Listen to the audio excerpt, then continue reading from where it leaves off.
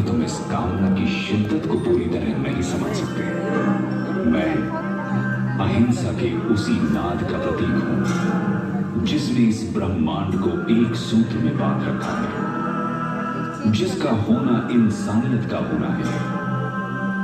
यही भाईचारे की सच्ची परिभाषा भी है।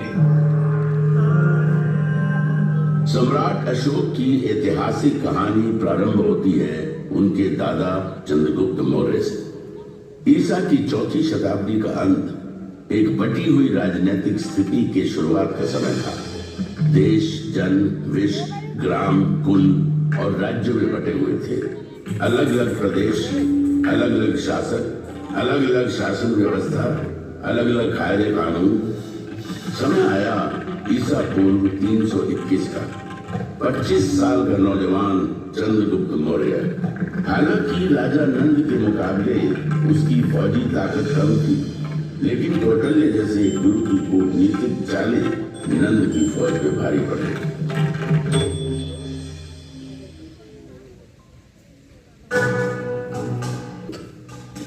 तुम्हें अगर नंद का समूह नाश करना है तो धैर्य से काम लेना होगा, और जैसा मैं कहता हूं वैसा ही करना होगा।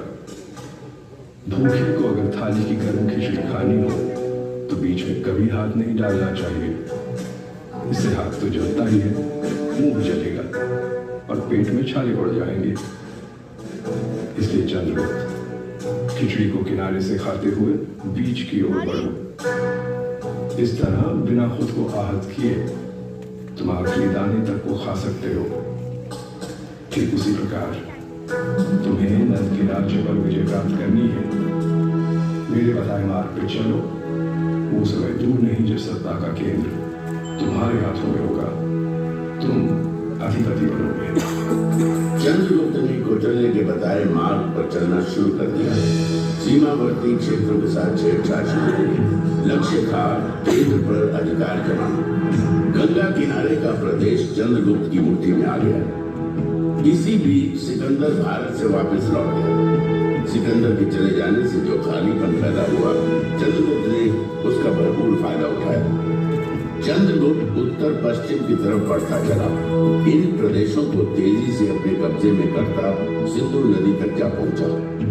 उसकी नजर सिंधु पार के इलाकों पर थी, लेकिन वहां शासन था सिकंदर के सेनापति सेल्यूकस निकेटर का।